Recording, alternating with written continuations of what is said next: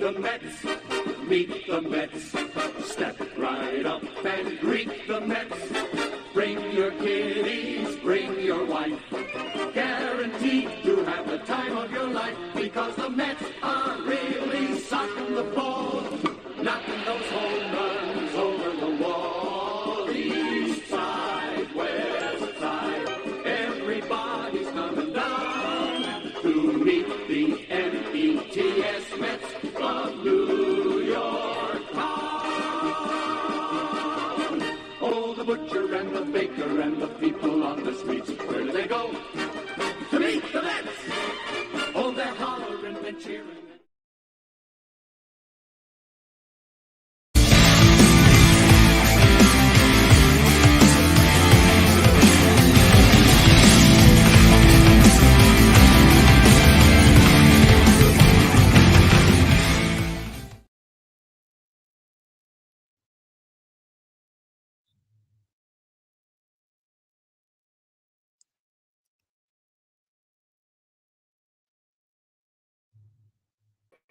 What's up, everybody, and what's up, Mets fans? Welcome back to another Mets Hot Stove Live with the whole Mets Roundtable podcast crew.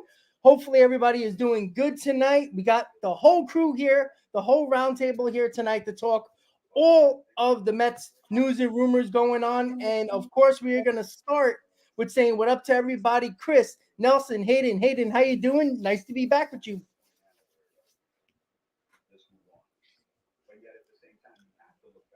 Can you hear me? Oh, yeah. What's going on? Yeah. What's going on, everyone? Mets Talk with Hayden is the name. Apologies for my absence the last couple of weeks. Let's just say there's been a lot of stuff going on, but I have been a little bit active on the channel. I posted, I think, 3 or 4 videos since the offseason started, going over the Mets season, the Mets front office moves, and then the signing of the manager, Carlos Mendoza. So check those out. If you guys so please. Otherwise, all's going well. I'm going to be home for the holidays next week, so I'll be much more active back on here. And yeah, I may have to pop out for like 5 or 10 minutes in the show, but I will be back. But otherwise, that's all I got. Let's go, Mets. All right. Chris, how you doing, buddy? What's up? What up? What up? I just want to shout out the chat, everybody in the chat. I see my boy Hit Squad. We got Patty in the house, Josh. I love it. I love it. Everyone's tuning in. Hot Stove season is upon us. It's great to be back on the Roundtable podcast. We got a lot of news to go over, a lot of discussions to talk about with this beloved team. Got, our Interstate Mets report Tuesdays and Fridays on our side with Nelson and I over here. I got the True Mets Talk podcast as well. When I go solo, do my Mets stuff too. Doing a Knicks post game after the game today versus Celtics. So pop out all New York sports on my channel. Make sure you subscribe. But really happy to be here. Shout out you, Rob, for hosting this. Yep. All right. Sounds good. Nelson, how you doing, buddy? Not too bad. Good to be here. Good to have all the guys on today. Not going to go through all the plugging. Like CP said, we have the Interstate Mets report. We'll probably do it on Friday this week because 2 shows aren't warranted quite yet. But thanks, everybody, for tuning in. Good to be here, and let's talk some Mets. All right. So we all know the news that came out today that it's official that our 25th manager of the New York Mets, Carlos Mendoza, and he had a little bit to say. And you know what? I kind of like what he had to say. It kind of gave a little bit of a nod to the Yankees or a little bit of a shot to the Yankees. I just like what he had to say in general. He's wearing number 28 in regards to, giving an FU to the Yankees because he probably believes that he probably should have got the job a couple of years ago, or when Aaron Boone was going to get the job. He should have got it when he actually interviewed as well. So Carlos Mendoza, 3-year deal, $4.5 million. Money's irrelevant, but it's still interesting to look. So a 3-year deal, not some, it was a Buck Showalter deal, right? 3 years, can, turn into 1 year or 2 years if it becomes a complete disaster. So we're going to talk about him a little bit, but I'm going to start with you, Hayden, since you weren't here last week. So about Carlos Mendoza, Sure. We talked about it in the group chat for, a lot, we were kind of weren't very happy. Some of us weren't happy. Some of us were like, whatever. But what he had to say, and talking about that he's gonna do his best to bring a championship to Queens. I'll give the quote in a little while when everybody speaks. But you know what? Wearing number 28 and giving a shot to the Yankees, as much as Met fans might not really care much, we knew we had a little bit of a smile on our face when we read those quotes. So Hayden, what do you think about Carlos Mendoza? Yeah. And what do you think he's going to be as a manager? When it came down to the Mendoza, when the Mets brought in Mendoza, I mean, you guys could, vouch for that. In the group chat, I was not very happy. In the heat of the moment, I was very upset. I was pissed. I guess you could say I kind of calmed down a little bit afterwards, came to my senses, and kind of learned a little bit more about the Craig Counsell with what it made him want to sign in with what made Craig Counsell want to sign in Chicago and not stay in Milwaukee or not go to the Mets. So after all that news kind of came out. I kind of came to my senses, and I'm like, okay. Listen, when it comes to Mendoza, I'm not happy, but I'm not sad. I don't really know what to think.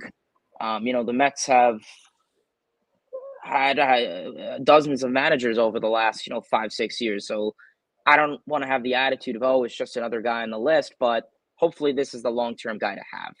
And I know a lot of people kept receipts on certain things that I've said and all that stuff. I don't really know what to think of Mendoza. I didn't know of him before probably 48 hours before the Mets hired him. I had no idea who he was.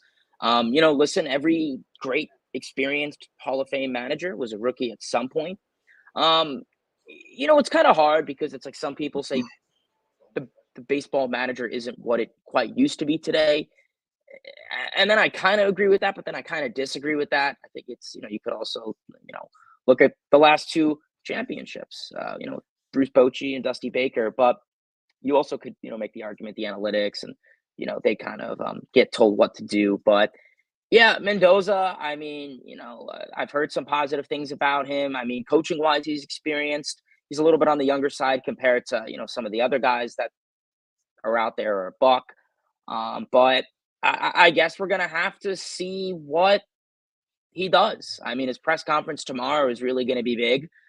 This is Stern's first move, essentially, his first big move of many. So, I think he's really going to have to sell himself tomorrow. Obviously he's going to get a ton of more talent this offseason, and we'll see how he goes. I don't want to say that if I knew it was going to be Mendoza, I would have kept Buck, but I mean, I guess right now we're really just going to kind of have to see what he offers. I don't really know what to think. I'm kind of 50-50 on the fence about it. If Mendoza could bring in this mixture of analytics and old school baseball, be a good clubhouse guy and, hopefully have good relationships with the players. That guys like Lindor and Pete and Nimmo and a lot of guys really liked Buck Showalter. So if he could have close relationships with their new manager in Mendoza, which I'm sure they will be, I think that will be good.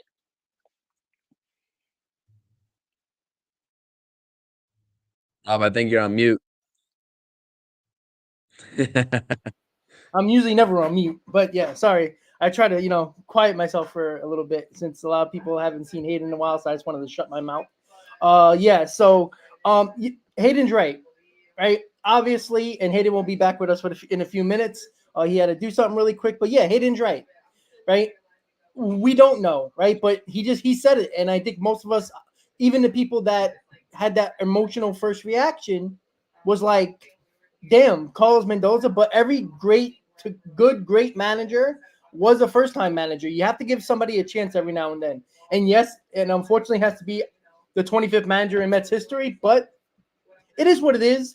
And Nelson, I'm going to go to you next about Carlos Mendoza. We spoke briefly about it. I believe it just happened, or it happened like the next day after our Mets hot stove. I forgot what day. I think it was a day or two after that the news about Craig Counsell not coming to the Mets, and then it was like a couple hours, not even an hour later, Mendoza hit. So Nelson, what do you believe about Mendoza? What do you think? Do you like what he had to say? And I'll go over the quotes a little after. But what do you think about Mendoza? Yeah, I think it did break before our show last week. We talked about it a bit.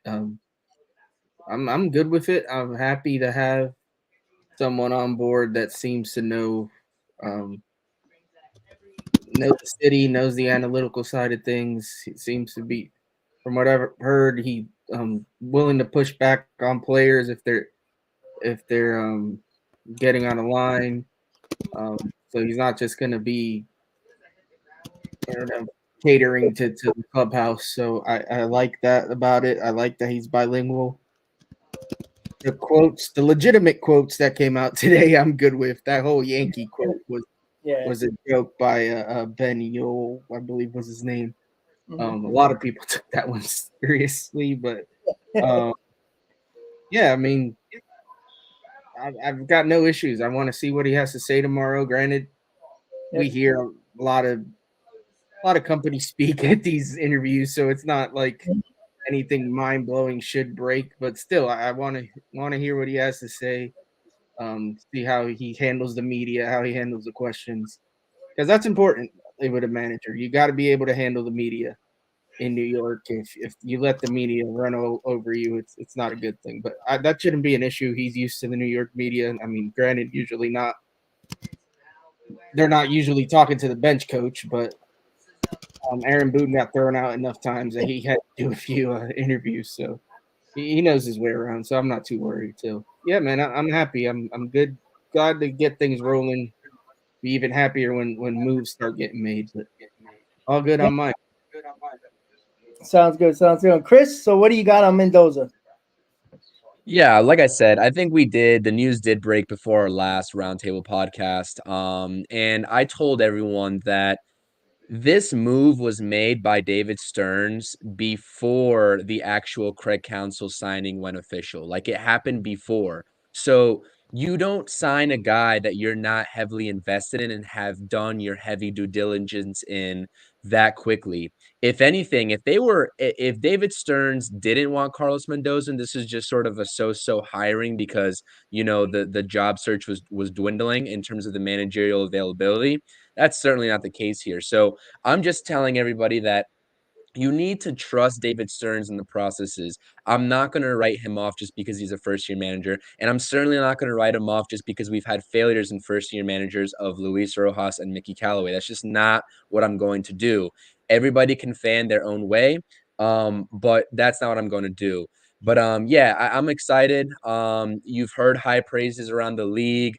Mr. October, Reggie Jackson, tweeted something out, I believe, offering some really high praise for, I think, Rob Thompson and Carlos Mendoza, something to the effect of them being, one of the only few real baseball guys, something like that nature. So if you're getting praise from Mr. October, you're doing something right, right? Harrison Bader, Anthony Volpe had great things to say. If you want to trust Brian Cashman's word, I know that Yankees fans are a little upset with him right now. He had some great things to say as well. So this guy has some major praise around the league. So we'll see what happens.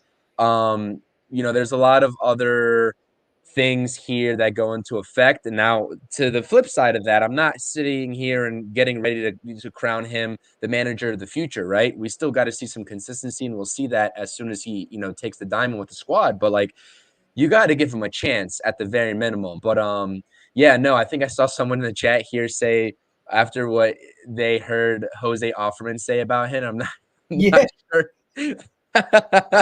I'm not sure. I think that's a troll, and I love it because Jose Offerman in that situation was bad, but it was hilarious at the same time. So no, but he seems well respected. I believe, if I'm not mistaken, Nelson, if I'm not wrong, he was one of the coaches on Team Venezuela too. So I mean, that Venezuelan team in the World Baseball Classic was actually phenomenal, absolutely phenomenal. I know they came up short.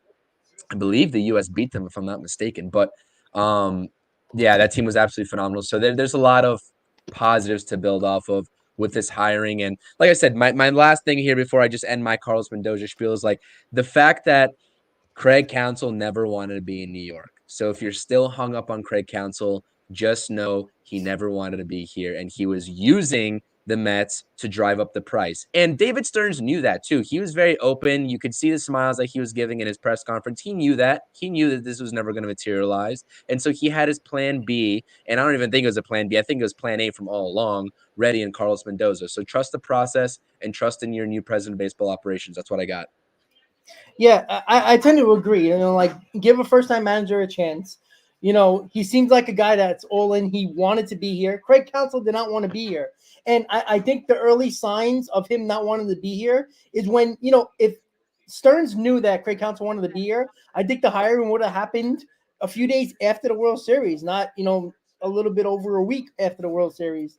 And when you kept on hearing reports about, Mendoza is becoming a serious candidate, and they're looking, they're interviewing other guys as well. And I think what's going to be important here, I don't know if anybody's said it, but in their initial comments, but like it's going to be what coaches you're going to put around them. We know Hefner is going to be back, which I don't understand why they would keep Hefner. I mean, the Mets are in love with Hefner. Like whatever he's doing, keep doing it because you're keeping your job for an end of a season in 2022 and last year, well this year in 2023 that were complete disasters, and he gets to keep his job. But I hope they let him choose with David Stearns his coaches, because I think experienced coaches, I heard Gabe Kapler is a possible bench coach option as well. Again, experience matters. It doesn't matter if you were a good manager or not. I think experience, knowing in dugout situations, I think is more important than saying, oh, he's a first-time manager. He's not a guy who was an analyst from the booth. He's not a guy that was in the executive office that decides to become a manager. He was in the dugout. I think that matters. And like you both said, he was Aaron Boone, and Nelson said Aaron Boone gets thrown out every single day. So he was basically the manager of the Yankees because Aaron Boone was always getting thrown out of a game, and he spoke to the media more often than most bench coaches because Aaron Boone decides to get thrown out. Which every Met fan, seems to want. Everybody wants a guy that is going to be a fiery guy who might, stick up for his guys, even though I don't think it's the end all be all, but Met fans are going to like him quickly because I'm going to read the quotes in a little bit. He is a guy that is all in and has no problem sticking up for his guys. And that might have been a detriment to Buck Showalter, and why a lot of people did not want him back was because he didn't technically fight for his team, even though after he did get fired, all the players came out and, in support of Buck Showalter. But I think they're gonna like Carlos Mendoza. I think we're gonna like him too, especially early on. If other teams are gonna start hitting out players early, I think Mendoza is gonna go buck wild because he knows he knows what's going on. You can just hear in his quotes. He knows what's going on. He knows what's gonna pinch the Met fan and like get them going a little bit. So I want to read you a quote that he said today. The first one is about his number. It's a kind of a little bit of I wrote it down really quick about the number. He says that we're in 28. He basically said that that he wants to bring a World Series to Queens before the Yankees get their 28th World Championship, and that's why he's wearing number 28. I'm sorry, guys. I'm not gonna lie. Is that satire? I think that's a satire tweet, Rob. I think that was from Ben Yole. I don't think that's actually true. Well, if it's not, who cares? I'll say it. 28. The 28 is perfect. Like that's something that I don't think Carlos Mendoza would say that, but it's funny. It's perfect.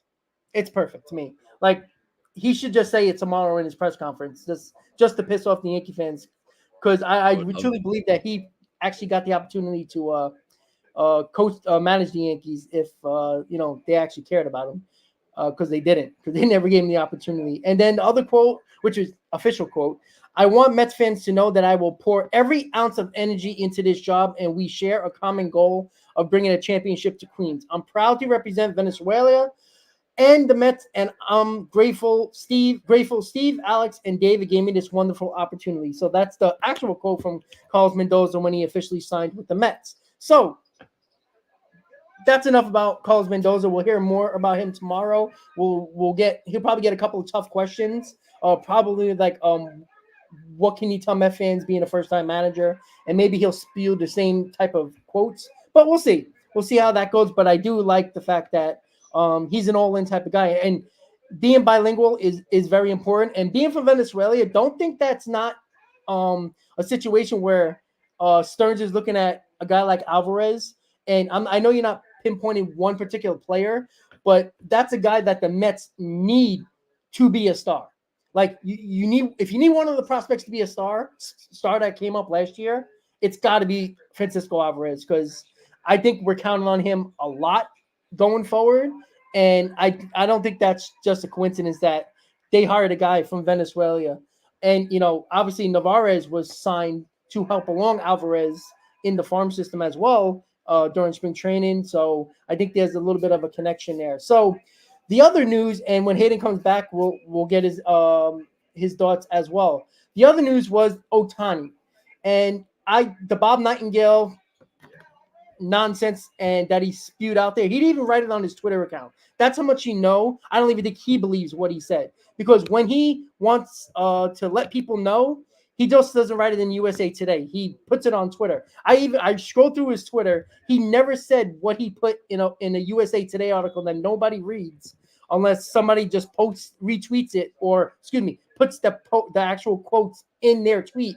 That's how I found out about it. It wasn't a Bob Nightingale tweet. So if he didn't necessarily believe all that, he would have, if he believed it, he would have put it in a tweet.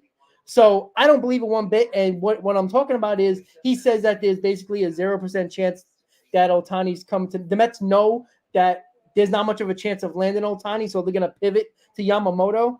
Do you realize how stupid that quote is? Like, for everybody who's going crazy about that, the Mets were always going after Yamamoto. It doesn't matter who else they're going after. They were always going after Yamamoto. Has nothing to do with Otani. I think too many people are fools if they believe that.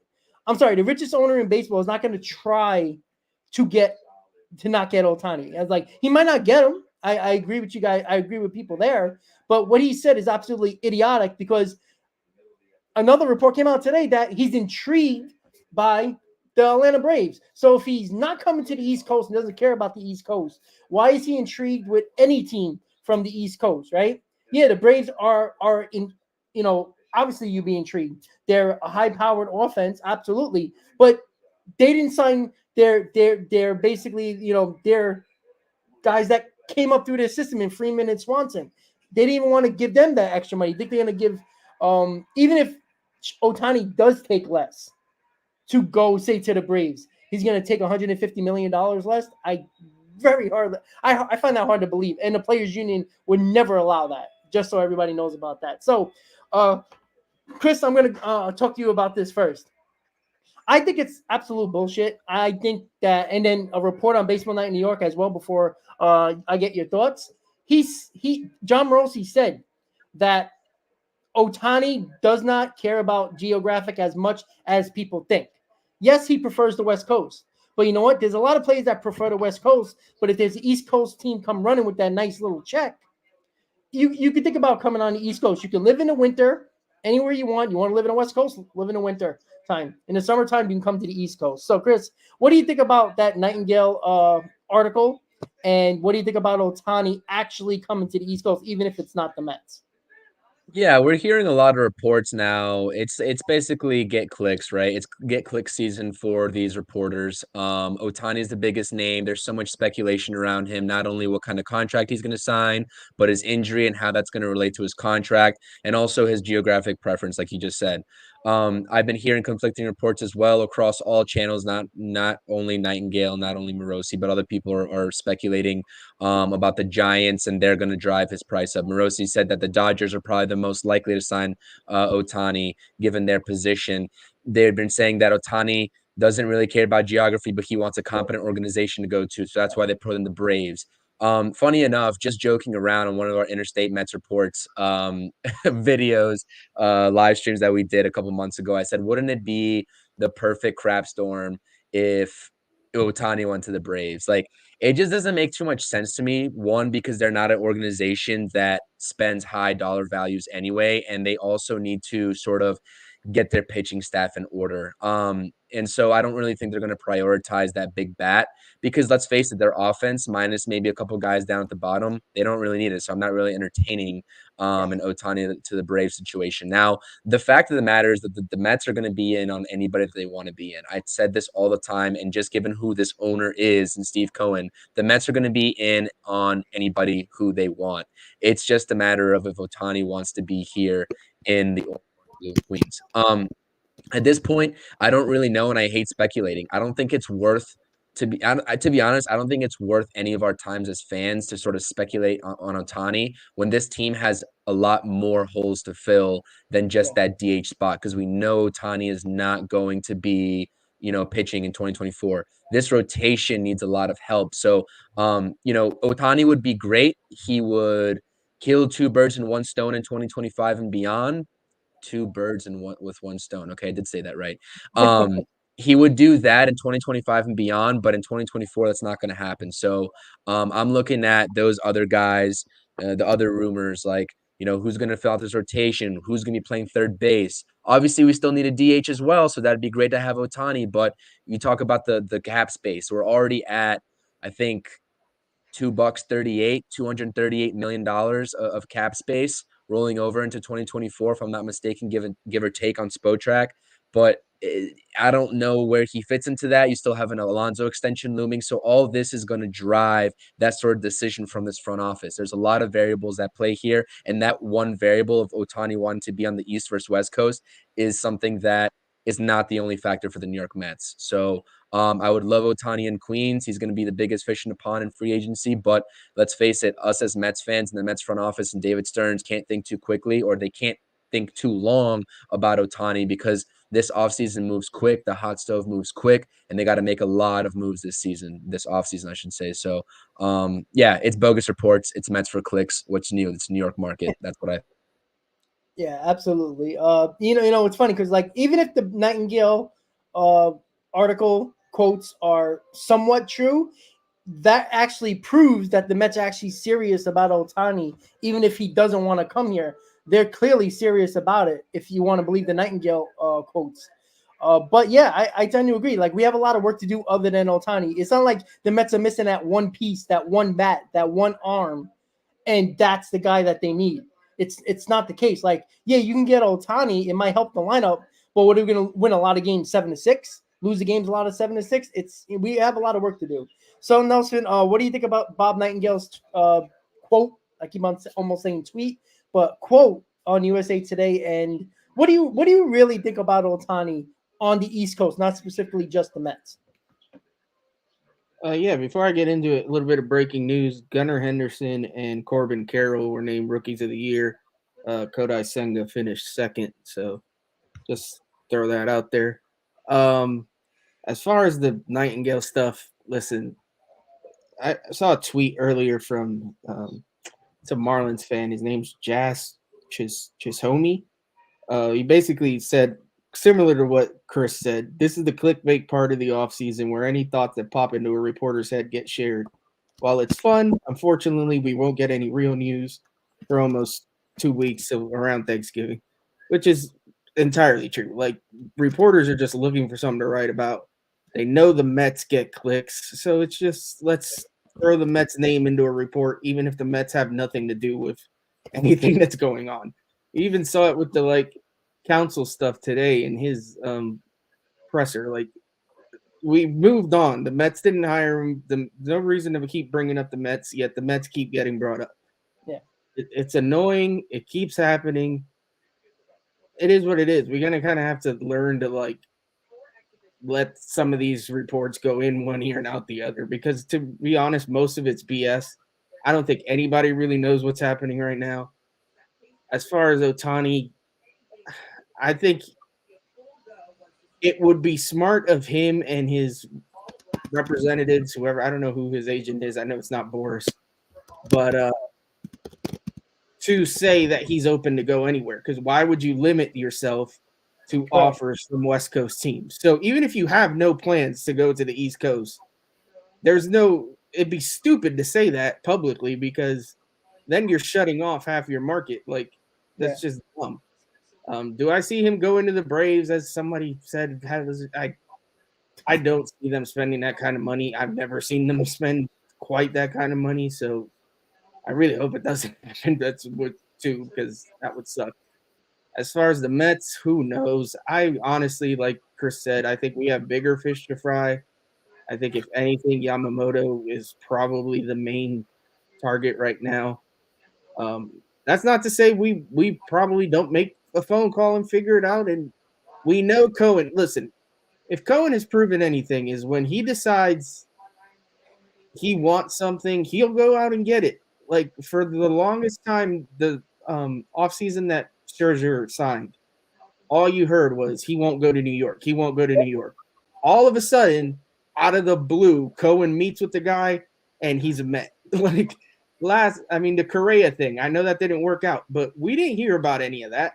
All of a sudden, this guy's meeting with Correa in like Hawaii or some crap, and he signs. So if Cohen gets it in his head that he wants somebody, I don't put it past him to just decide on a whim. All right, I'm going to go get this dude. So with Steve Cohen, you never know, and we know he likes to keep things under wraps. So anything can happen. I just think right now the focus is, to me, in my opinion, should be the pitching staff first and foremost. We do need a DH, that's for sure. And Ohtani, I mean, the best DH out there. But if we can't get him, there are some other options. So that's where I fall on all this. Yeah, I tend to agree with that. But like a couple of people are talking about when it comes to the money. Again, we're talking about money like the Wilpons on the team, guys. We traded Scherzer and Verlander, and we saved $20 million on them on those total contracts. And oh, by the way, everybody's favorite Met, Robinson Cano, is off the books now too. So like, there's a lot of money coming off the books. There's a reason why the Mets have basically no rotation and no bullpen.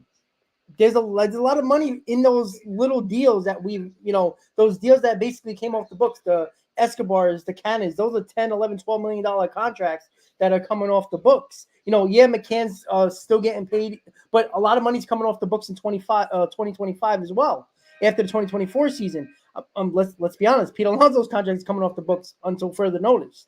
So it's not like the Mets are actually, money, stricken here. Like, we're not the Padres, right? The Padres have to trade Soto and might have to trade one of their pitchers along with Soto in that deal. And I'm going to be doing a trade proposal video soon. Don't think for a second that the Padres are not going to trade either Musgrove or Darvish in a trade with Soto to even save more money on their total payroll. So you got to remember, guys, Nelson just said it. We heard Scherzer, and I was live when Scherzer when we signed Scherzer. I was live when he signed with the Mets, and nobody. All we heard was all the reports. Oh, the Dodgers are offering the most money, the most years, and Cohen got him into a room, said, "What do you want to come to the Mets?" He said an extra year. So for anybody who believed that the only team that was giving Scherzer that big money was the Mets, was wrong, because the Dodgers offered him the same amount of money for 2 years. And the Mets offered him the third year, the option. So all Cohen has to do is get Ohtani in the room. And if he's really serious about getting Ohtani, and Ohtani does have some interest of coming to a team on the East Coast, there's no doubt in my mind that Steve Cohen will have the biggest offer if he wants the guy. And I always felt that way. And like everybody said with Correa, right? I was at work at like 3 o'clock, like 1:30, 2 o'clock in the morning when it happened. It comes out of nowhere, and the Mets don't leak anything during the offseason. They might leak everything in their mother during the season when problems are happening, but during the offseason, right? Did anybody remember what the Escobar, Canna, and Marte signing that all came at the same time, basically at like 9:30, 10 o'clock at night a couple of years ago? Yeah, we didn't even hear nothing about it, and that was basically year 1.5 for Steve Cohen. In my opinion, guys, don't be shocked if Ohtani gets a huge offer from the Mets and he really thinks about it and maybe actually takes it. You never know. Like, again, Scherzer was a West Coast guy, wanted to be on the West Coast, wanted to be a Dodger, and then he wore the orange and blue for a year and a half, almost 2 years. So that's the way I see it. So I brought up Juan Soto. That's going to be our next topic, guys. I think he's going to get traded. I know there was a couple of reports saying 100%. Buster only said 100% sure he's going to get traded. I think he's going to get traded. The Padres can't go into next season with the payroll they have. They're going to add very little, right? One of their better pitchers, a former Met, Seth Lugo, is probably not going back to the Padres as well. So, they're going to be a team that, as I said, Darvish and Musgrove have been coming up in rumors about him getting packaged with Soto and whatever team takes Soto will actually take most of the contract, if not all the contract of one of those pitchers. And I think Darvish has about 5 years left on his deal. He's like 36, 37. So that's a little scary. But again, if money is really not that of an issue, why not, right? If the Mets wanted to do that. So, Chris, I'm going to go to you when it comes to this. Juan Soto trade. If the Mets are out on Ohtani or really believe that they're not going to get, clearly they're going to pivot to another bat. And the next available bat that's a big name is Juan Soto, who's recently said a lot that he wants to come to New York. So, what do you think about Juan Soto? And you think the Mets could actually pull off a trade for Juan Soto? They are looking for pitching, by the way. Absolutely. Absolutely. I mean, oof. I would get Juan Soto in a Mets uniform, honestly, in a heartbeat. He's younger than Shohei Ohtani. And listen, I'm not going to sit here and tell you that Juan Soto is better than Shohei Ohtani, but going off the point that the Mets could have more roster flexibility in terms of if you're at least looking at the payroll, Juan Soto would be easier to give an extension to in terms of years in AAV than a Shohei Ohtani contract would. That's just a factual statement. But don't get it mistaken. Juan Soto's going to get a bag. It's just going to be less than what Shohei Ohtani gets. The guy is 24, going on 25 years old. Phenomenal power bat. That can be your DH right there. We don't need Juan Soto to play any outfield. I don't need to see Juan Soto in the outfield. I don't think he's a great defensive player. It doesn't matter. His bat makes up for it. We know he likes hitting in Queens. We know he likes hitting at City. He can be our everyday DH. I would not blink an eye. You got Drew Gilbert coming up. He hit 325 in 35 games with the Binghamton Rumble Ponies when he came over in that Astros trade. He's going to be in one of your corner outfield spots before you know it. You still got Nimmo in center field. You got McNeil. If you don't trade him, that can be your fourth outfielder. I know everyone in the chat doesn't want Marte. I understand that, but you cannot eat Marte's contract. Nobody wants Starling Marte. So this outfield, it's very flexible if you get Juan Soto over here in a trade. Now, who would the Mets trade? I don't want to let go of Drew Gilbert. I don't want to let go of Jet Williams. And I think that the Mets can acquire Juan Soto in a deal without having to give those guys up. I think it's possible. Luis Angel Acuna, listen, I don't want to get rid of him either. I really don't. I want to see him materialize and stay in the farm system. So my untouchables are Luis Angel Acuna, Jet Williams, and Drew Gilbert. Can the Mets strike a deal without getting rid of any one of those three? That's the main question. David Stearns is going to have to work some magic. I think it can be done though, just because, like you said, the Padres really they have a decent farm system, but in terms of a Juan Soto trade, they're not necessarily in the driver's seat. They know they have to offload him. And if it gets to a stalemate where other teams are like, listen, this is your final offer, you're not getting so-and-so prospect that you want, who are you going to turn to? You're going to go to the team with the best, one of the best, arguably top three farm systems in baseball, probably the New York Mets, right? Assuming the Dodgers are going to be out.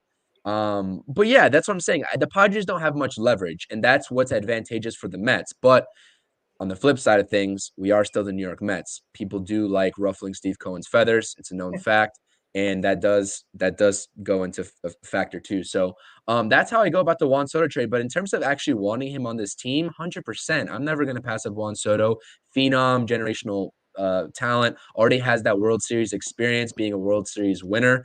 At such a young age, he was the core of that team pretty much. So yeah, absolutely phenomenal. It's a phenomenal opportunity. I don't know what the Padres Mets relationships are, but I know behind the scenes the Padres are really reeling over there. They don't have the revenue as much as they want to, say they do. They don't have the revenue. I think you mentioned something about them taking out loans. I don't follow the Padres too often, but something about them taking out loans to pay these players. They got a couple of long-term deals as well. If they want to offload another contract, you were talking about on your channel about the whole Yu Darvish situation. Shoot, give me that trade that you proposed. I don't think gets it done. But if the Padres and Mets struck a deal like that or anything similar to that, sign me up for that. And you can tell the full details because I can't quite remember what you said. But as soon as I saw that, I'm like, I don't care about Yu Darvish's age. If that gets us Juan Soto for less prospects, the less premier cream of the crop of what the Mets have to offer, sign me up easily. So I think that in terms of where the Mets are, in terms of roster construction, they have room in that outfield. But like I said, he doesn't need to play defense. I'm good on. He doesn't have a great arm. He doesn't cover a lot of ground.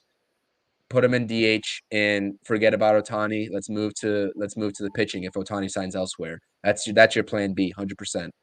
Yeah, absolutely. And Nelson and Hader will join us back in a little bit. But yeah, I tend to agree with you. It's like here's the thing. If the Yankees get Cody Bellinger, right? I don't think the Yankees are gonna spend a ton of money and trade prospects. I think they're gonna do one or the other. If the Yankees get Cody Bellinger and Ohtani does go to the Dodgers, who's left for Juan Soto to get traded to? Not many teams, right? You heard you didn't hear much of the Dodgers with Soto, but you heard about the Yankees with Soto, maybe Seattle with Soto, maybe the Giants. But I mean, the Mets are basically the team that's like in the driver's seat in that situation. And I do believe the Mets are going to get a big name here. I don't know if it's going to be Ohtani. I don't know if it's going to be Soto. I think it's going to be one of them. I truly believe that. I think David Stearns wants to make a splash. Remember, when David Stearns was the GM of the Brewers, he made that Christian Yelich deal. And that was a big move at the time. And that was a former MVP at the time. Christian Yelich was one of the best players in baseball when the Brewers traded for him. So you just never know. And I see, and the Reds, see again with the Red Sox, Red Sox maybe with Soto. I haven't really heard much about that. I heard more Ohtani, Red Sox, and Cubs with Ohtani as well. So when you keep on hearing more East Coast teams involved in Ohtani, it just shows you that Ohtani really doesn't have a 100% preference of going somewhere. So going on the West Coast. So and I think Nelson just came back. Give me a second, guys. Just want to get everybody up in here. All right, there we go. All right, so yeah, I tend to agree. And Nelson, we'll get your thoughts right now on Juan Soto. What do you think about if the Mets? You think the Mets can get Juan Soto? There was and Chris, by the way, yeah, they had to get a $50 million loan to pay for their payroll last year. So that came out. That's what it was. Yeah, that came out in their financial reports. So, like I said, guys, Soto's getting traded. And what benefits the Mets is that if they can take a contract like Yu Darvish, even though he's up there in age, he's still a quality pitcher that even if he's going to be your fourth starter, worst case scenario, depending on what moves you make pitching-wise, does it really matter? I mean, Darvish had good starts. He wasn't great last year, but he was really good in 2022. And that was a year and a half ago. So I truly think that if the Mets can take away one of those contracts, and Musgrove is another one that the Padres are looking to trade, and there is no doubt that they're putting in a package with Soto and one of those pitchers to have a little bit more payroll relief in a trade. So that's where the Mets come in here. Again, Cohen had no. Yeah, get it, buddy. Sorry. Question for both of you guys. This is a little just mock trade based off of what the Padres need. I know this might sound a little bit of an overpay. It's 3 top 10 prospects, but it fills the Padres' needs directly. And I'm not taking into account any sort of pitcher that comes in with Soto for payroll relief here. It's just for Juan Soto strictly. Ryan Clifford, Kevin Parada, Blade Tidwell, 3-for-1 deal. Are you doing it or no?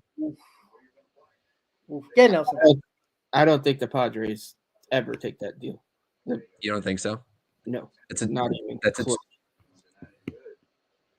What type of deal, Nelson, do you see the Mets or the Padres taking if it is the Mets? The Padres are going to want pitching, and this is why I don't think the Mets fit, because the Mets have a couple decent pitching prospects, but they're not to the caliber of prospects that I think would be able to net a Juan Soto in a deal. And it's sad to say, but it's just, in my opinion, it's just the truth. Like, we just don't have enough pitching prospects to get a deal done. If they really need pitching that bad, which they do, and I would assume that's what they're going to want, it's just hard to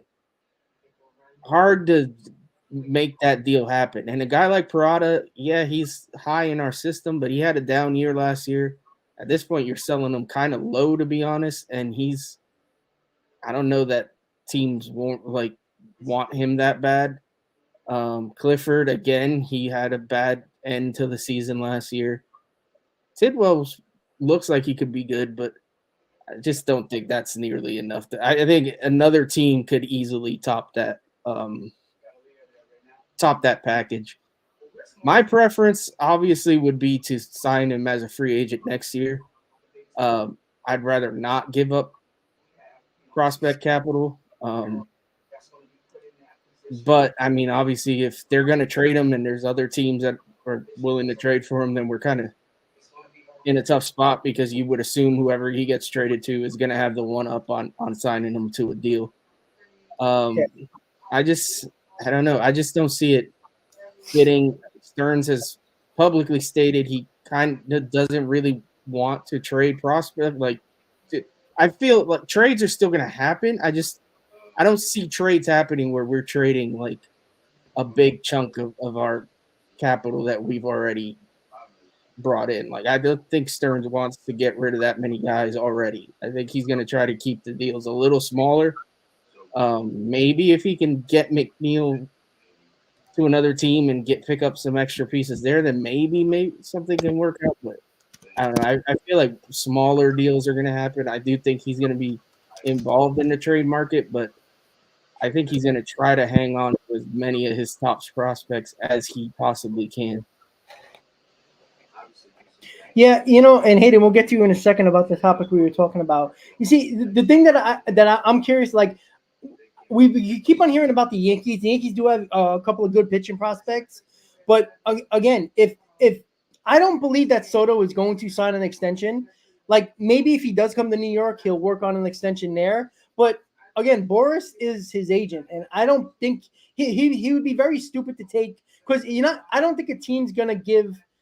We talk about this with Alonso. If you get the player in here and they're not willing to take a little bit of a lesser team-friendly deal, even though it's a huge contract. Say if Soto really wants $450 million, but the Yankees say, hey, listen, we just traded for you. We'll give you $400. What if he turns that down? And that goes for any team. If he turns that down, now you just gave up multiple prospects. And now, you're stuck holding the bag. If Soto becomes a free agent, there's no guarantee you're going to keep him. So, Nelson made a good point that, there's a possibility that he goes right to free agency.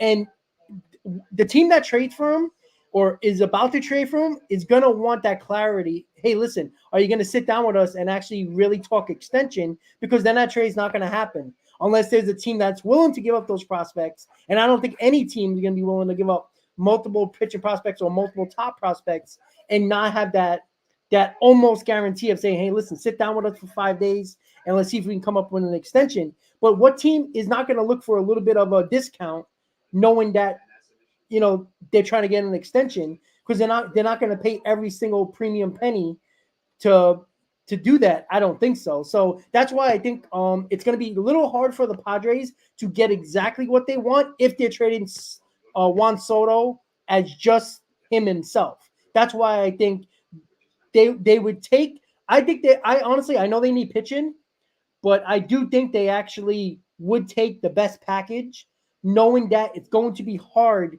if they only trade Juan Soto by himself to get exactly what they're looking for. And that's where I think the Mets come in, because I think they would say, hey, listen, you really do need a payroll relief. We'll take one of your pitchers, we'll take the whole contract, and then we'll trade a couple of prospects, maybe save a prospect here or there, and maybe work it out that way, because we really don't know the motivation behind the Padres. Is it just salary relief and see what they can get prospect-wise? Because it's going to be hard for them to do both, because Soto is not going to be just enough for a payroll relief.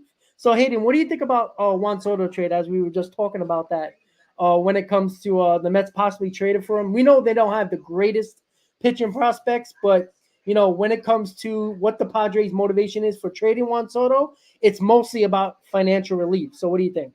Right. Yeah, I think the Padres are definitely probably going to trade Soto. I read a report that they took out a loan of like $50 million. So, yeah, I think the odds of Soto returning to San Diego is pretty much very, very, very slim, to say. So, when it comes down to a trade, my only, I guess, concern of going after Soto is if I would really only go after Soto if you can get a guarantee that he will extend as soon as he signs. I know the closest thing to that was Lindor when the Mets traded for him. It was like January of 2021, and then he hit free agency right after that season ended, but they got the extension done the night before opening day. I guess it depends if you want to go through that with Soto. I just think for the sake of just knowing how the Mets are, that would be a disaster. And I mean, that would be a disaster regardless if where Soto goes, if he didn't extend and he hit the market again. I mean, that'd be horrible.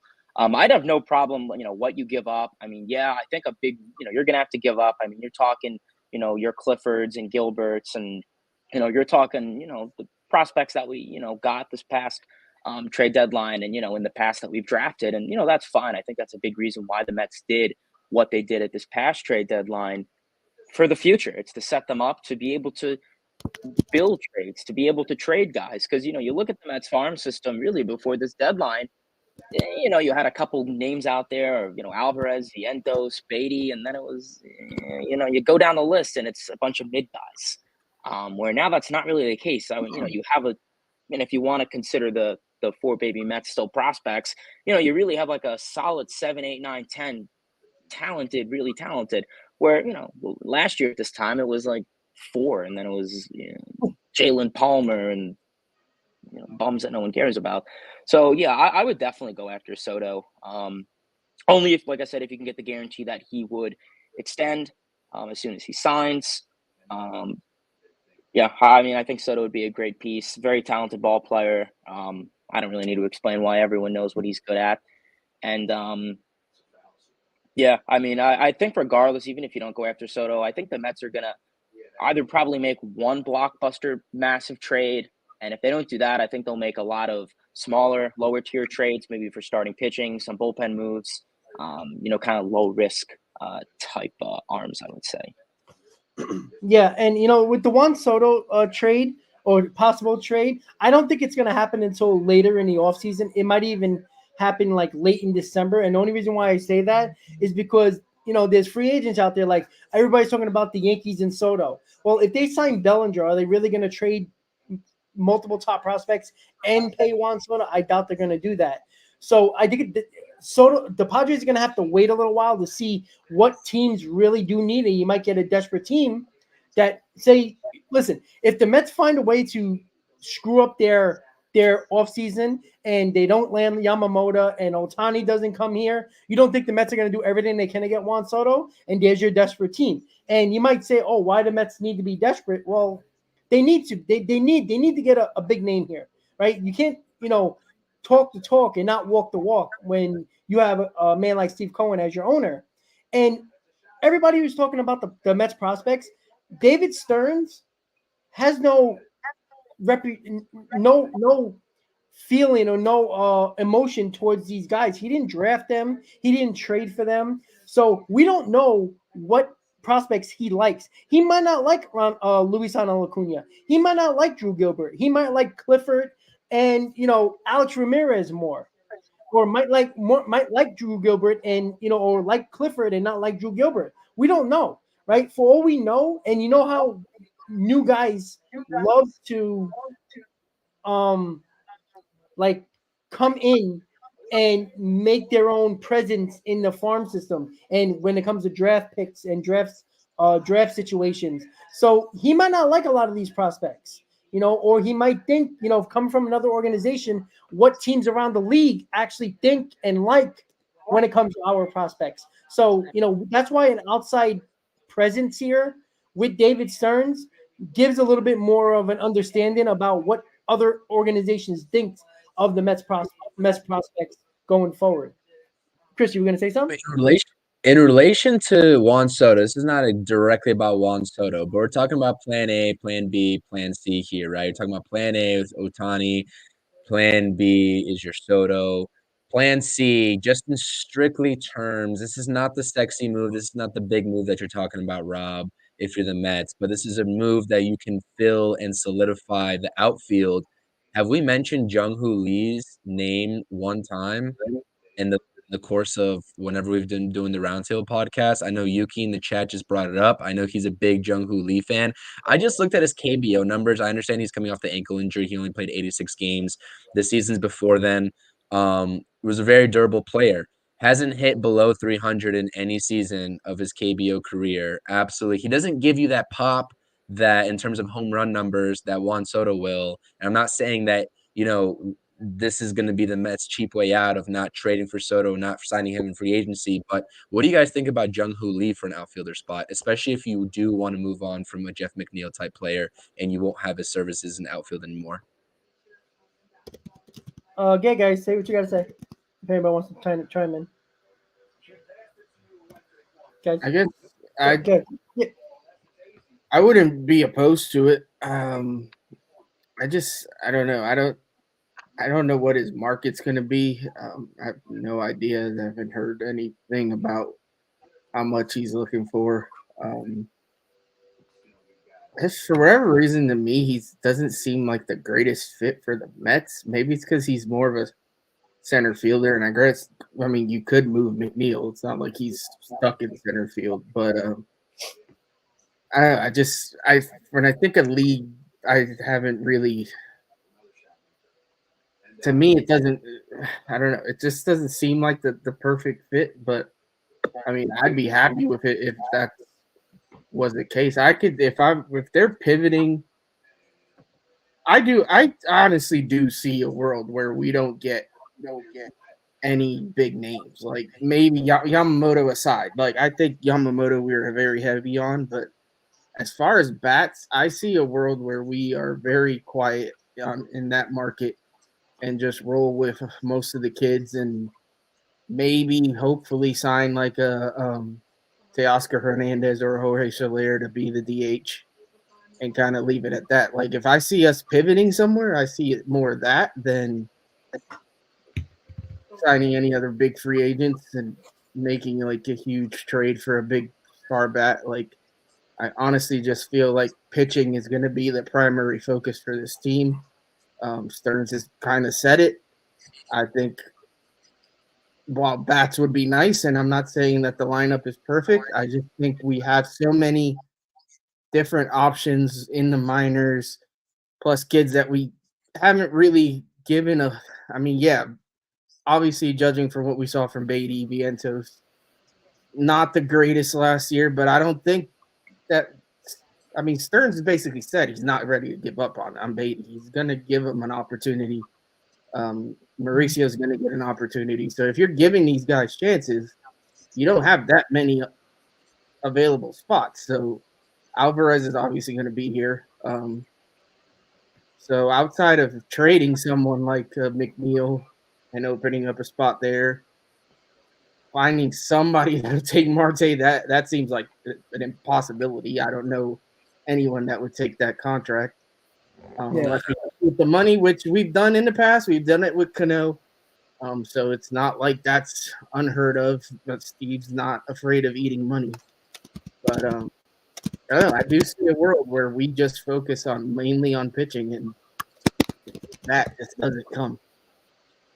Yeah, I kind of agree with that. And yeah, Holy is a guy that had really good numbers in Korea, and I actually put him in my top 20 free agent frenzy list. And he could be a Yoshida type. The Yoshida type with the Red Sox, it was kind of like a mid-level move. Wasn't like wasn't really exciting. Like everybody was shocked that the Red Sox went to get him, and he had a really good year. Maybe a team that signs him, will be shocked how good he actually is in the States. I mean, you just never know. I mean, we really don't know what Stearns is thinking here. And I think that's the overall sense. Like, we don't know. Like, it's hard to judge him in a big market with all the money in the world and judge him based on what he did with the Brewers, because it doesn't make it's apples and oranges here. Like, like he had no money in Milwaukee. That was the reason why he traded for Christian Yelich. They were trying to get a top level player, that wasn't going to make outrageous lot of money, even though he was an MVP guy. But I don't know what David Stearns is going to do. He talked about it, right? His priority number one is pitching. He talked about it. Like he even said, there's no secret. We need pitching. And if he does focus on that 100%, you can only think about big names. And that's where I think he's going with that. With Yamamoto, I wouldn't be shocked if he targets Montgomery, or I think David Stearns, even though I'm not for that, I think he's a guy who would go after Blake Snell, right? Like a lot of these pitchers now go 5 or 6 innings and not much more. So Blake Snell fits right into that realm. I think Stearns likes those type of guys, and Stearns knows what he does. Like, what was the Brewers known for? Pitching and defense. That was what the Brewers were known for. And with the whole stuff related to the Brewers, somebody brought up in a comment, Corbin Burns. I've been beating the drum on that for a couple of months now. I always thought the Mets were going to go after him, and now that a report came out stating that the Brewers are no way giving him an extension, he's a tradable asset. He's a tradable guy right now. And David Stearns knows every little nook and cranny of that organization and what the Brewers need. Don't think for a second that Corbin Burns and Yamamoto won't be on this team. I'm gonna tell you this right now. That if that's the big trade the Mets make and the big signing the Mets make, I'm okay with. And then you can smoke in a Teoscar Hernandez at DH, or even if they want to bring a Justin Turner or JD Martinez in the DH spot. I think you already upgraded your team because pitching was a problem the entire year. The offense was a problem for 1 month, in the most important month, but they also scored a similar amount of runs per game than they did in 2022. They just couldn't pitch to save their life. So I think pitching is David Stearns' main priority, and then whatever else he thinks, as long as he got his pitching, whatever else is still available trade or free agent wise, I think he'll go do it. What do you guys think? I want to say that because I only say that in looking at the 2025 free agent class outside of maybe like an Anthony Santander, Juan Soto, there's not many bats that are going to change your lineup for the better. And so I hear what Nelson and you're saying about the pitching being primary, and I agree with that. I'm not going to ever disagree with that. Just with the way this rotation and bullpen's looking, it's absolutely horrible right now before any sort of trades or signings happen. But if you really want to transform your lineup, right? You missed out on Correa because of the physicals, etc. Okay, fine. If you really want to get that bat behind Pete Alonso and transform the top of your lineup with Lindor, Nimmo, and whoever's in that 2 spot, whether it's Alvarez or Marte or whoever, this is the year to do it. Unless you're really banking on Juan Soto coming to Queens in 2025 in free agency, because that 2025 free agent class in terms of bats is not looking good. So, and Nelson, you said it, even if Jorge Soler is the plan C or D for this DH spot, I'll take it because at this rate, you don't know what you're going to get in 2025. And that's the only sort of risk that you run with not signing that big bat this year. So that's what I'll say on that. Yeah, Nelson. No, I could see that sentiment. There's also, like Rob said earlier, we don't know exactly what Stearns feels about these kids. Obviously, he's going to need some time to evaluate them, but maybe he thinks that big bat is sitting somewhere in the minors. It's not out of the realm of possibility, but he could think that. I don't know. There's just a lot. There's so many different ways they can go, so many options. That's why I'm anxious for things to start moving, because once we start seeing who they are actually going after, a couple of guys actually come into the fold, then we'll get more of a sense of what the direction is. Right now, we're just kind of guessing. We have no idea what he's doing. He could pull off a trade today or tomorrow that we don't see coming, and it changes the scope of everything. Like, I could see something where, like, the Lindor deal that we made, that came out of nowhere. That was out of the blue. Who knows if we pull off something like that again? Like, a Burns deal would be nice. I know not too many. I'm not even in love with him, but he obviously boosts the rotation. I mean, we have crap right now, really. We got Senga and Quintana. That's basically it. So beggars can't be choosers. I did see somebody mention maybe trying to tie Yelich into the deal and taking on that money and bringing maybe lowering the prospect cost there. That would be intriguing. That does solve an outfield spot. Yelich did have kind of a bounce back year last year, so I would be intrigued in something like that for sure. I don't know, but then there's that voice in the back of your head that goes, why in the hell are the Brewers ever gonna help the Mets out? Obviously, there's some animosity there.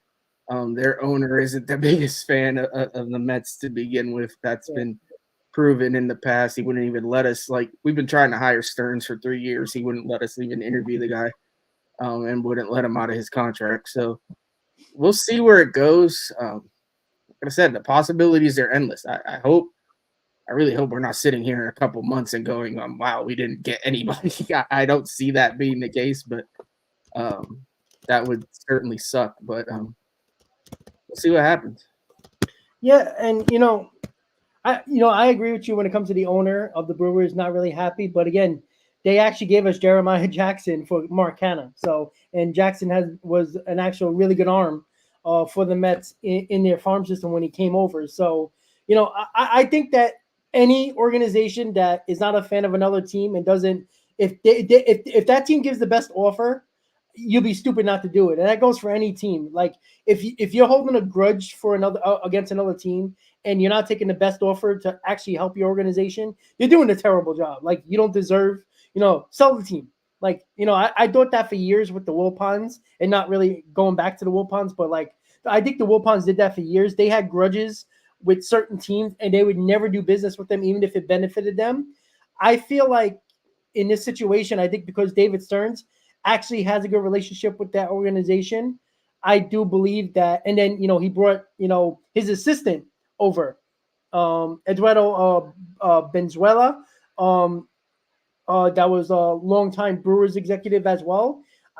They know that organization inside and out. And I think that if they need, and Mike just talked about with Yelich. Listen, the Mets could do a lot worse than Yelich in left field. I mean, look what left field gave us last year. Guaranteed 100% better what Yelich what Yelich would give us compared to what left fielder we had last year. So, and he did have a bounce back season, as Nelson said. So, Hayden, I want to pick your mind a little bit. Sure. Do you think the Mets are going to make one big sign and one big trade, or you think they're really going to focus on the free agent market mostly, and then maybe little moves here and there, like maybe a setup man or bullpen arms in a trade? What do you think the Mets are actually going to do in this offseason? Yeah, I mean, I think realistically, I could kind of see a mixture of all of those things. I think that, moving on to the future of this team, I think they need to have a three-way mixture of, looking at guys internally, spending in the free agent market, and making the trades. When it comes down to it, I think pitching is the biggest priority. I mean, people aren't thinking about it. The bullpen, you have Edwin Diaz coming back, and, listen, he's a great pitcher, but he's come back from injury. He hasn't pitched in a year. I don't anticipate him being like 2022, but I don't picture him being bad. You're Brooks Raley, and that's essentially about it. McGill and Peterson, I don't know what their future holds. And your rotation is literally Senga and Quintana. I mean, pitching was literally the make or break for this team last year. It's what put them out of the playoffs, and that's what you need to focus on big time.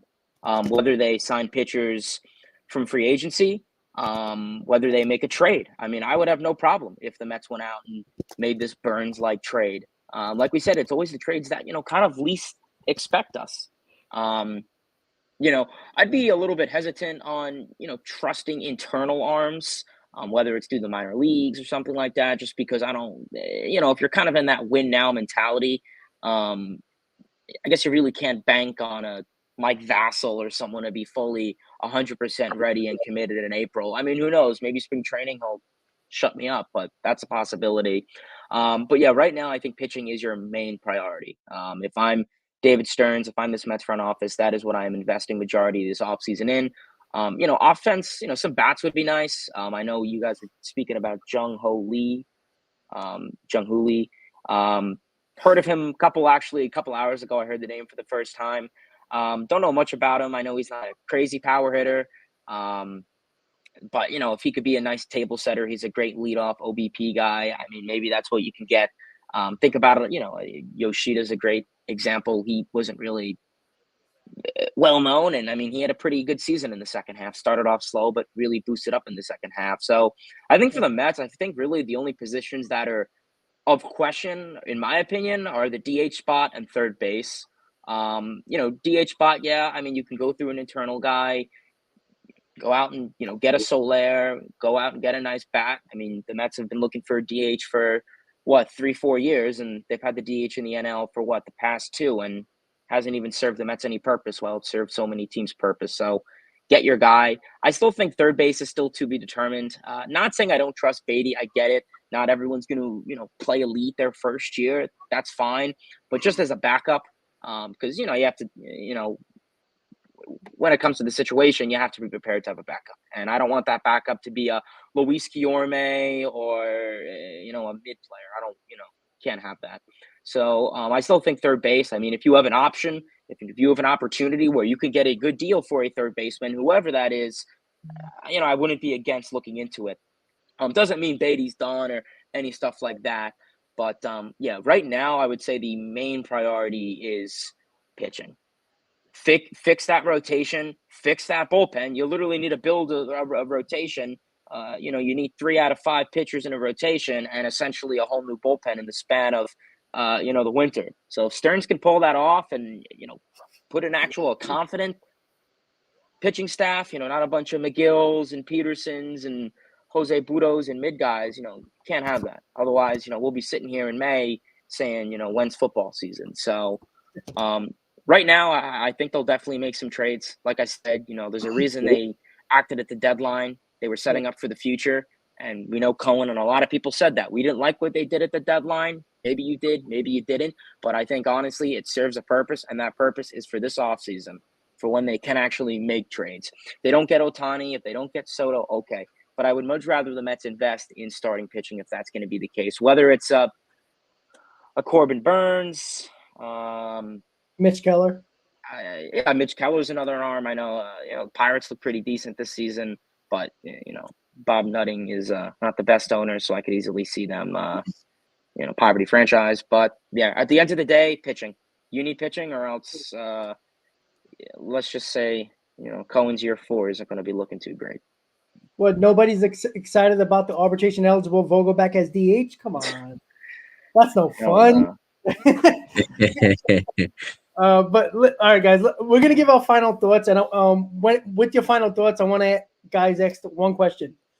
First big move the Mets make: sign in or trade? What do you think it's gonna be, Chris? I start with you. Oh goodness. I think just because I think it has to be Yamamoto, to be honest with you. I think that's going to be the first signing. I know he's getting posted. I think if he's not posted already, it should be this week, right? So I think that a lot of teams, his market's going to ramp up really quickly. You can expect the big name players to be in on him, the usual suspects that got the money. Yankees, Mets, maybe the Dodgers, not sure. Haven't heard who other teams are on the West Coast with him. So I think it's going to be Yamamoto. But the way forward for the Mets, in terms of the rotation, you can do a few things. I think it starts at Yamamoto. That's why he's my number 1 here in terms of who's going to happen first. That's your number 2 starter right there. You can go a couple different ways for your number 3 starter. You got Quintana already in at your number 4. Another name I like is Tyler Mahle. I think Dylan Cease had an off season last season. He had a 2.2 ERA back in 2022. So he's a good viable trade candidate from the White Sox. We haven't talked about his name. So you got your usual suspects. If you go for the 6-man rotation, if you sign Yamamoto, you're going with the 6-man rotation. With Kodai Senga and Yamamoto at the top, you're going with the 6-man rotation most likely. So whether it's Vassell at the back end, whether it's Lucchesi, you name it, somebody's going to have to fill in internally there. You talk about a name like Sonny Gray, all that good stuff. There's a lot of different options is what I'm getting at for the Mets to build this rotation. There's a lot of different options for the Mets to go about the hitting route too, in terms of the offense. I think it's Yamamoto. Appreciate you having me on. Let's go Mets. It's going to be an exciting offseason. Keep rocking with us on the round table, on Interstate, all that good stuff. Subscribe to the channels. Everybody on this panel right here, all great, knowledgeable guys for the New York Mets. So appreciate you rocking, and shout out the chat, everyone in the chat, providing your opinions and comments as well. Absolutely. Nelson, same question and your final thoughts. And it's hard to say anybody but Yamamoto. It's the guy I want the most. It's the guy that I would really – it's the only guy that if we missed out on, I'd be somewhat, disappointed. I've tried to rein in my expectations, but I can't help it. He's my favorite guy on the market. I really want to see him here. So it's hard not to say him. I could see it. I don't know for who, but I could also see just a random big trade out of nowhere. a team like somebody mentioned it, a team like the White Sox that's looking to sell off pieces, like they got everybody on the market, man. If somebody brought up Luis Robert, that's another guy. That's a dream guy for me. Obviously, he would probably cost a ton, but if you could get that guy and stick him in the outfield, sign me up for that. Yeah, so I could see that as well. But yeah, I'm really just hoping for Yamamoto. I don't know when it's gonna happen. Hopefully sooner than later. Because I feel like that first move is kind of like sets the domino, like the dominoes fall after that. Like until one of these big names starts moves, like we're just gonna be waiting, and just talking about the same crap because we don't know what's going on and nothing's actually happening. I just hope it's not another off season like we had a few years ago. I think it was where it was everybody signed like February for some reason. It was like the worst off season ever. So really hope that doesn't happen. But like Chris said, thanks everybody for watching. Make sure you're subbing to everybody's channel. Please sub to my channel at Amish Country Mets Fan. Appreciate you, Rob, and look forward to doing more of these in the off season. And let's go Mets. And hopefully, if you're into football, enjoy the football game tonight. Go Bills for Hayden. So yeah, talk to you guys later. All right, Hayden, final thoughts and same question. Yeah, I got the Bills game on right here, so I'm ready. But yeah, I mean, when it comes down to that, I guess I'm going to start the streak Yamamoto. Also, yeah, one of the few guys where if the Mets didn't sign him, I'd kind of be upset and pissed off about it. I think Yamamoto is the clear and obvious choice. I think he'll probably be the first move major that the Mets make. I mean, I wouldn't be surprised if they sign some minor league or bullpen arm or something small like that. But in terms of like the first like eye-opening move, I think it's going to be Yamamoto for the Mets. Yeah, I definitely think some trades, free agency, is going to be big for the Mets. I mean, the White Sox, as everyone brought up, I think everyone honestly on that team is pretty much at risk to be traded. You have a couple younger guys on there. You have a couple proven guys, Dylan Cease, on that team. So, I think the White Sox, honestly, I don't think they're going to be too kind of rough with, a trade. I think they could be a little bit easy to kind of manipulate. So that's another organization you could probably really try and get a couple good guys out of. There's some good pieces on that team offensively, like we said, Luis Robert, Eloy Jimenez. I know the White Sox fantasy never really worked out, but it doesn't mean some of those players could always thrive on new teams. But yeah, so I think that'll be probably I think Yamamoto, as I said, will be the first big guy for the Mets. Who knows? Maybe it'll happen as early as next week. But appreciate everyone for tuning in. Sorry for stepping out for a little bit. I had to take care of some business. It's been a long month. We'll just say that. But I'll be home. I'm going home for Thanksgiving. So I'll be back in my usual setup. So I'll be on these streams full attention. I'll probably do a couple streams on my channel, maybe some videos and stuff in my usual Mets sports layer, as I like to call it. But yeah, otherwise I appreciate everyone for tuning in. The offseason is underway. It was just so hard to really be motivated in August and September with the Mets, but now we don't need to suffer, at least not until April. But yeah, let's go Mets and let's go Bills.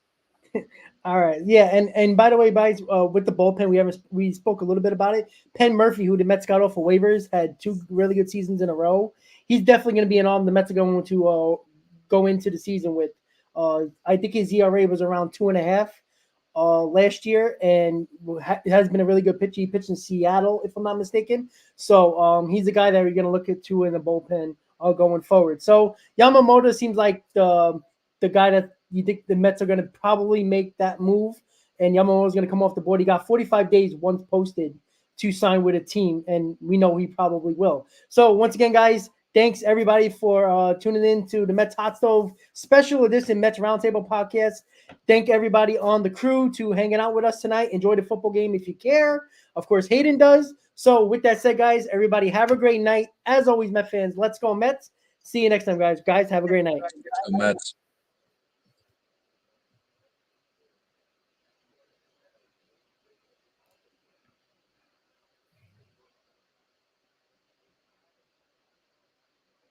They're hollering, they're cheering, and they're jumping in their seats. Where do they go? To meet the Mets! All the fans are true to So hurry up and come on down.